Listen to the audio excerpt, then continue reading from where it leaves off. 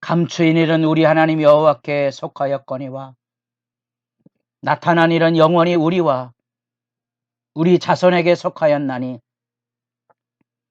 이는 우리에게 이 율법의 모든 말씀을 행하게 하려 하심이니라. 거룩한 새벽의 기도자 여러분, 주님을 만나는 영광을 품고 여러분의 새벽을 깨우는 그 기도가 은혜의 강수가 흐르는 놀라운 역사로 고백되고 증언되어 나타날 수 있기를 바랍니다. 오늘 우리가 읽어갈 하나님의 말씀은 신명기 29장 14절에서 29절까지의 말씀으로서 모세의 유언적인 설교의 증거지침의 미래 단락입니다. 다시 한번 언약 앞에 자기 백성을 불러 세우고 우리뿐 아니라 이후로 오는 모든 세대가 이 언약의 새로움에 참여함으로써 하나님 앞에 진실함을 지켜가기를 간절히 재확증하고 미래를 여는, 다시 말하면 말씀에 순종하면 살 수 있지만 지키지 않으면 죽습니다는 간절한 외침을 재확인하고 선포하는 단락입니다. 그런 점에서 29장은 하나님 앞에서의 언약을 재갱신하고 재인식시켜서 특별히 40년의 세월 동안 하나님의 백성의 불신앙과 거역과 회방과 대적을 온몸으로 체감했던 모세는 이제 다시 이 생명을 건 호소를 통하여 그와 같은 부모 세대의 죄악을 반복하지 말고 광야 40년에 하나님의 큰 기적과 능력과 은총을 경험한 여러분의 눈으로 목도한 그 사실 그대로 이제 여러분들은 부모 세대와 달리 깨닫는 마음과 보는 눈과 듣는 귀를 주셨은즉 언약의 말씀을 지켜 행함으로써 그런즉 너희는 이 언약의 말씀을 지켜 행하라. 그리하면 너희가 하는 모든 일에 형통하리라.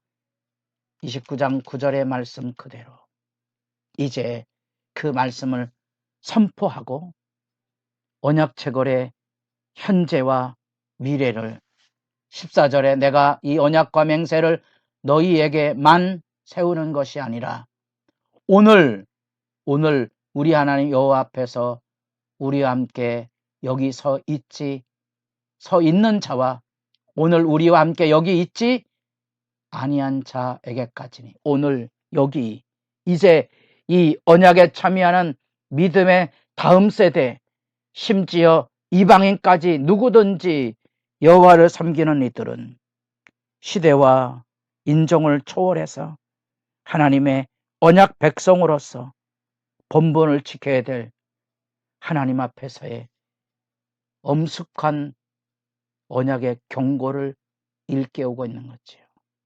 그 경고는 뭔고 하니 하나님을 우습게 여기면 하나님이 결코 우리의 죄를 사하지 않을 것이라는 선연한 경고를 지금 일깨워주고 있습니다. 하나님을 얼렁뚱땅 섬길 수 있는 것 아니고 우리가 하나님의 말씀 앞에 순종하지 않으면 욕망에 포로되어서 우리가 악의 도구가 될 수밖에 없음을 역사가 보여주고 있습니다. 그래서 역사 앞에 서면 우리가 하나님 앞에 무지렁이 같은 존재라는 것을 확인하게 되고 우리가 말씀 앞에 다가가면 다가갈수록 내 안에 악을 이겨낼 힘이 없어요.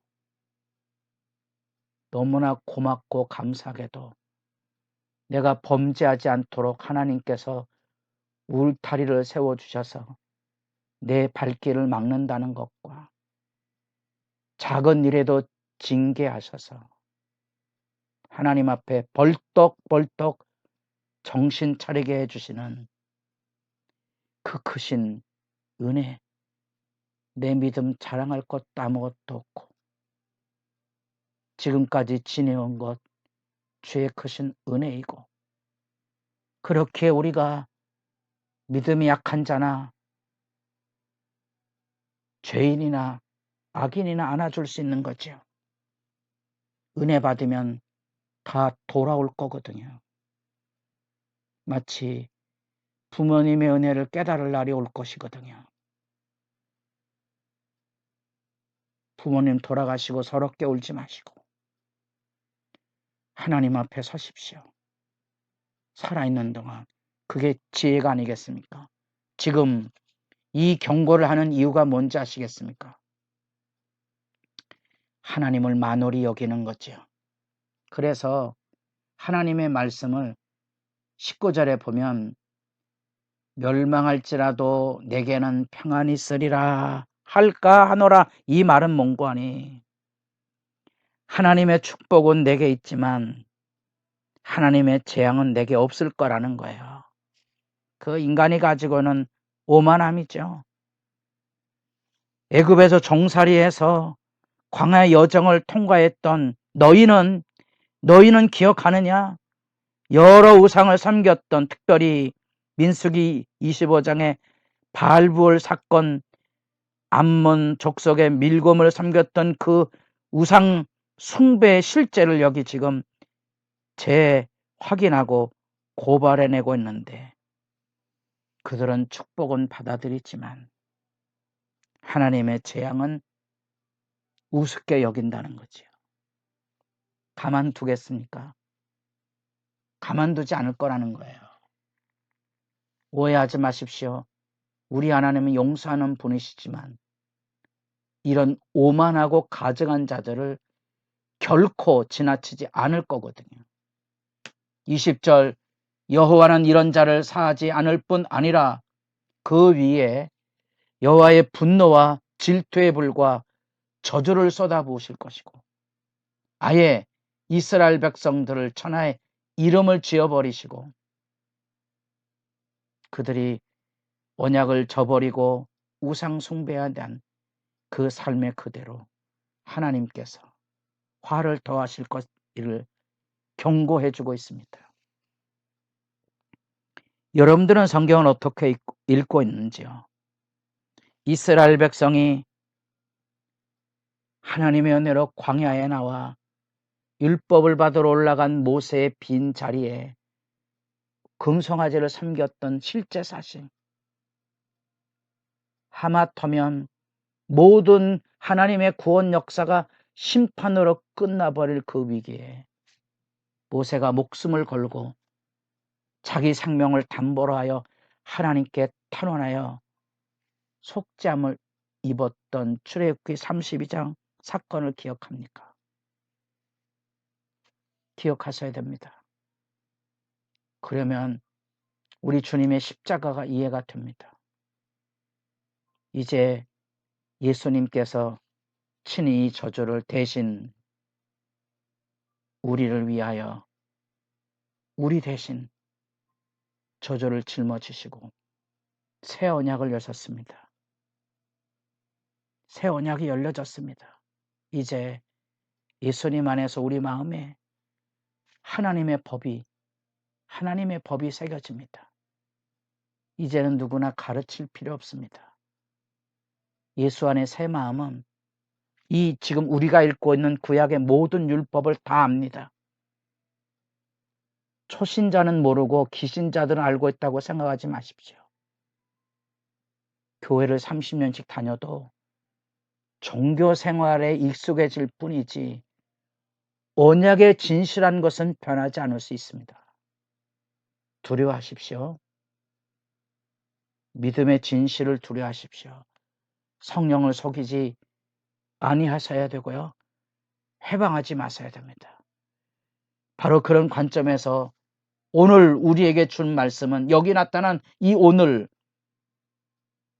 모압 평지에 서 있는 광야에서 쓰러진 다음 세대의 뿐 아니라 앞으로 여기 있지 아니한 다음 세대를 향하여 하나님의 언약을 다시 그 책임을 묻고 있는 모습 앞에서 우리는 출애굽과 광야 인도의 그 구원의 은혜에 대하여 축복과 재앙을 두렵고 떨림으로 지켜볼 수 있어야 되고요. 모세가 절절히 우려하고 안타까워하고 염려했던 그 역사의 비극, 불순종하면 그 재앙과 질병이 쏟아지게 되고 언약의 순종이 없으면 그 자리에 뽑혀서 쫓겨날 것이라는 거예요. 그 땅이 유황이 되며 소금이 되며 또 불에 타서 심지도 못하며 결실함도 없으며 거기에는 아무 풀도 나지 아니함이 옛적에 여호와께서 진노와 격분으로 멸하신 소돔과 고모라와 아드마와 스보임의 무너짐과 같음을 보고 물을 것이요. 하나님의 이 언약적인 징벌의 말씀은 이 신명기를 읽는 우리들에게는 이스라엘 백성이 끝내 이 말씀 앞에 선지자들의 돌아오라는 말씀을 듣지 않고 바벨론에 추방된 사건을 기억하는 우리들에게는 이스라엘 백성을 향한 눈물을 쏟지 않을 수 없고요. 저들뿐 아니라 우리에게도 그리스도의 망각한 십자가의 은혜가 망각되고 있는 것은 아닌지 하나님 앞에 상과 두려움으로 거꾸로져 기도하며 주님 앞에 은총을 구할 뿐입니다. 우리를 용서하시옵소서. 나를 용서하시옵소서. 여러분의 기도가 깊어져 가기를 바랍니다.